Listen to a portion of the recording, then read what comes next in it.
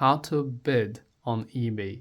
Now, if you want to bid on eBay, first of all, launch eBay. Make sure that you are logged into the account and just navigate to the item listing.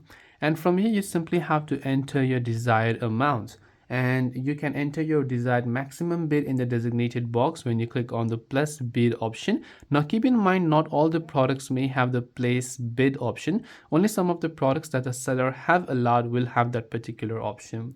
Now after that, you can review your bid details and then click on confirm bid to finalize your bid. And you can also use automatic bidding to set a maximum price and let eBay automatically bid on your behalf to stay competitive.